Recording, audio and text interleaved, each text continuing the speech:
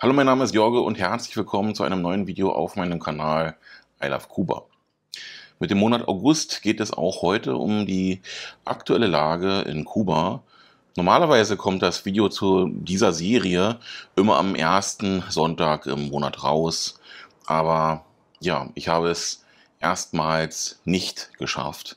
Also letzten Sonntag, wie ihr merkt, oder wie ihr gemerkt habt, kam kein Video. Nun aber, ja, wir betrachten Themen und Ereignisse, die zuletzt in und um Kuba ja aktuell passiert sind. Auf den ja, Wechselkurs und die Einreisebestimmungen werde ich heute nicht eingehen. Die Einreisebestimmungen sind seit Monaten unverändert und der Wechselkurs hat sich die letzten Wochen auch einigermaßen stabilisiert. Unter El Toque könnt ihr den aktuellen Wechselkurs einsehen. Ja, den Link findet ihr unter diesem Video in der Videobeschreibung. Bevor wir jedoch ja, nun mit den Themen des heutigen Videos starten, checkt nochmal, ob ihr meinen Kanal bereits abonniert habt. Wenn nicht, dann nehmt euch kurz die Zeit dafür. Ich danke euch.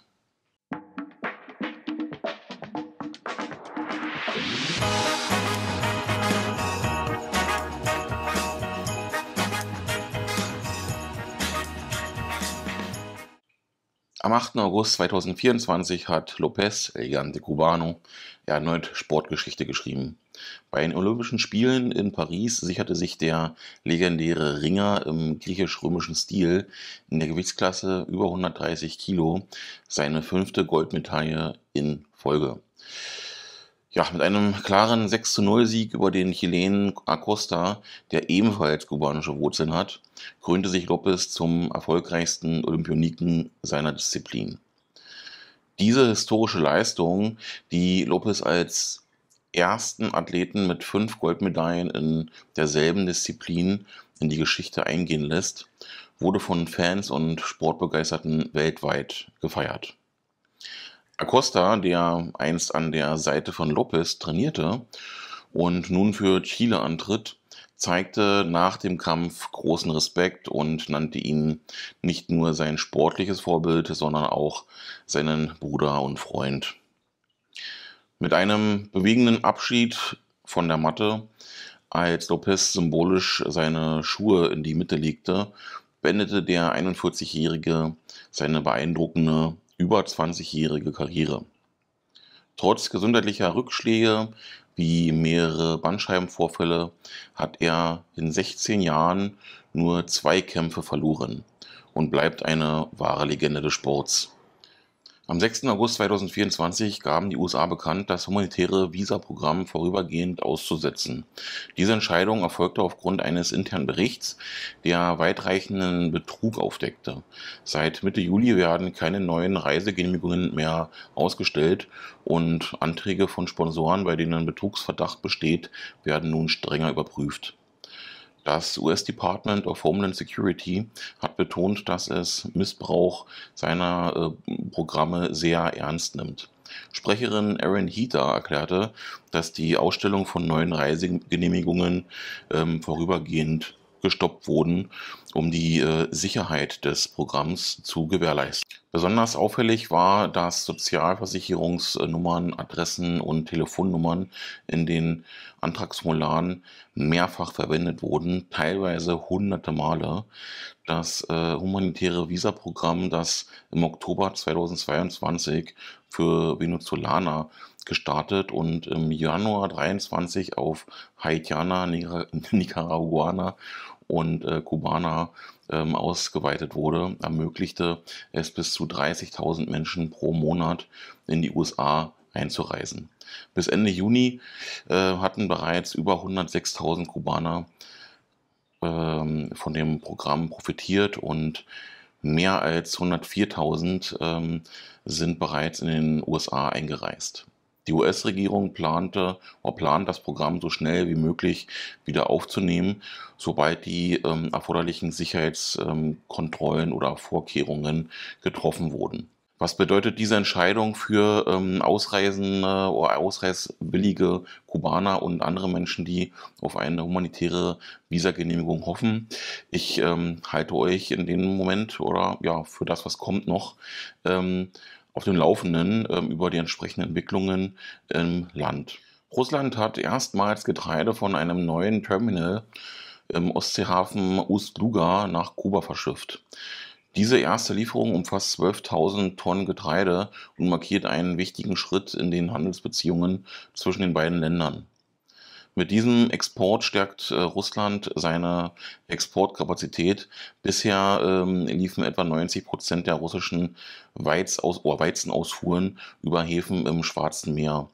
Interessanterweise war der Hafen von Ust-Luga Anfang des Jahres in den Nachrichten, als ein Treibstoffterminal dort in Brand geriet. Trotz dieses Vorfalls hat der Hafen seine Aktivität erfolgreich wieder aufgenommen und sogar erweitert. Für Kuba bedeutet diese Getreidelieferung eine zuverlässige Quelle für Weizen und möglicherweise andere landwirtschaftliche Produkte. In Anbetracht der wirtschaftlichen Herausforderungen, mit denen das Land konfrontiert ist, ja, ist dies eine wichtige Entwicklung in meinen Augen. Das kubanische Gesundheitsministerium hat für das erste Halbjahr 2024 einen alarmierenden Rückgang der Geburtenrate um 19% gemeldet. Dies wird als ernsthaftes Problem angesehen, da es die niedrigste Geburtenrate seit Jahrzehnten ist. Laut Dr. Perez vom Nationalen Programm für Mutter-Kind-Gesundheit gab es bis zum 11. Juli 2024 rund 34.000 Lebendgeburten, was etwa 8.000 weniger sind als im Vergleich zum Zeitraum 23. Hauptursachen für diesen Rückgang sind Schwangerschaftskomplikationen, unzureichende Einrichtungen für werdende Mütter und Probleme bei der Betreuung kritischer Fälle. Darüber hinaus sicherlich auch die wirtschaftliche Lage, der Abgang der Bevölkerung. Eine positive Nachricht gibt es jedoch, die Säuglingssterblichkeit ist leicht gesunken und liegt derzeit bei 7,4 pro 100.000 Lebendgeburten im Vergleich zu 7,9 im Jahr 23. Kuba hat in den letzten 3 Jahrzehnten einen dramatischen Bevölkerungsrückgang von offiziell 10,1% erlebt. Dies wurde von Alfonso Fraga, dem stellvertretenden Leiter der Nationalen Statistik- und Informationsbehörde, bekannt gegeben. Ende 23 zählte Kuba nur noch 10.055.968 Einwohner und die Zahl wird voraussichtlich weiter sinken. Der Rückgang ist hauptsächlich auf 2 Faktoren zurückzuführen: eine niedrige Geburtenrate und ein hoher Bevölkerungsabgang. Kuba leidet unter einer schweren Wirtschaftskrise. Lebensmittel, Medikamente und Kraftstoff sind knapp. Die Inflation ist hoch und Stromausfälle gehören zum Alltag.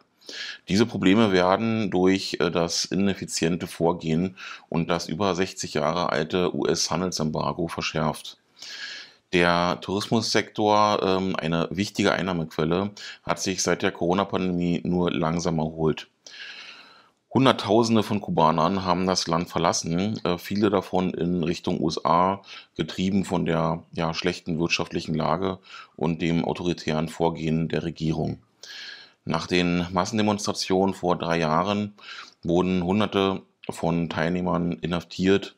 Menschenrechtler schätzen die Zahl der politischen Gefangenen auf über 1.100. Ja, und ein neues Migrationsgesetz erleichtert das Land, das im Ausland lebende Kubaner, ihre Bürger- und Eigentumsrechte zu behalten, auch wenn sie länger als 2 Jahre im Ausland leben. Allerdings kann die Aus- und Rückausreise aus Gründen des öffentlichen Interesses verweigert werden und die Staatsbürgerschaft kann bei Handlungen gegen die Interessen des Staates aberkannt werden. Was das im Detail bedeutet, wird sich erst in der Praxis zeigen. Der Bevölkerungsrückgang hat erhebliche Auswirkungen auf den Arbeitsmarkt, die soziale Versorgung und die Nachhaltigkeit des Rentensystems. Die kubanische Regierung überwacht die demografischen Entwicklungen und arbeitet an Maßnahmen zur Minderung der Auswirkungen. Die letzte Volkszählung liegt jedoch 12 Jahre zurück. Die Transparenz über den genauen Auswanderungszahlen ist fraglich, da viele Bürger die Daten nicht kennen und Experten dem Staat mangelnde Offenheit vorwerfen. Die Transportkrise in Kuba spitzt sich zu. Über die Hälfte der Provinzrouten wurden eingestellt, was zu erheblichen Einschränkungen für die Bevölkerung und bei der Paketzustellung führt. Rodríguez Davia, Chef des Verkehrsministeriums, erklärte laut der staatlichen Zeitung Granma, dass Ende April 52% der Strecken der Transportunternehmen in den Provinzen stillgelegt waren. Die verbleibenden Routen operieren zu 86% nur mit 2 Fahrten pro Tag. Besonders betroffen sind die Provinzen Camagüey, Granma, Villa Clara, Ciego de Ávila, Holguín, Matanzas und Artemisa. Ursachen hierfür sind der schlechte technische Zustand der Fahrzeuge und Treibstoffmangel. Bis April 24 wurden etwa 908 Millionen Passagiere befördert, weit entfernt von den geplanten 1,3 Milliarden. Die Transportproblematik oder die Probleme führen zu Extrembelastungen für die Bevölkerung, insbesondere in städtischen Zentren wie Havanna und Santiago de Cuba. In Havanna stehen viele Menschen mehrere Tage teils auf Wartelisten, um einen Platz zu ergattern. Ein weiteres Problem ist die Verzögerung bei der Zustellung von Paketen, da es erhebliche Schwierigkeiten beim Transport von Havanna zu den Provinzen gibt, die durch den Treibstoffmangel noch verschärft werden. Im Jahr 2023 erreichten 2,2 Millionen Pakete die Karibikinsel, wobei Correos de Cuba, Aero Varadero und Transcargo die meisten Sendungen durchführten.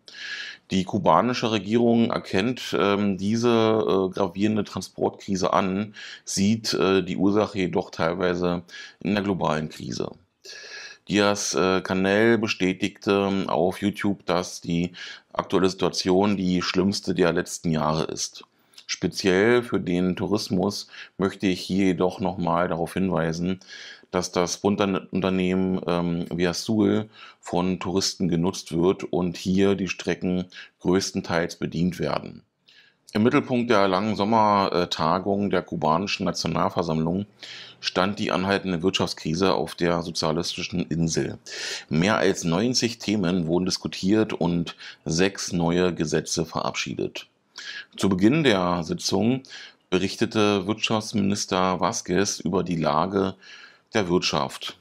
Kubas Bruttoinlandsprodukt schrumpfte im vergangenen Jahr um 1,9%. Der erneute Rückgang sei Teil eines komplexen Szenarios, das von einem hohen Haushaltsdefizit geprägt ist. Die Importe waren im vergangenen Jahr 42% geringer als geplant und lagen im ersten Semester dieses Jahres 22% unter dem Vorjahreswert. Die Inflation bewegt sich weiterhin auf einem hohen Niveau von 30%, während die Exporte von Nickel und Zucker ausgeblieben sind, zeigten Tabak- und Holzexporte oder Holzkohleexporte besser gesagt eine positive Bilanz. Große Probleme gibt es weiterhin in der landwirtschaftlichen und Lebensmittelindustrie. Die heimische Lebensmittelproduktion erlebt keine Erholung. Produkte wie Schweinefleisch, Eier, Bohnen und Milch verfehlten ihre Produktionsziele deutlich.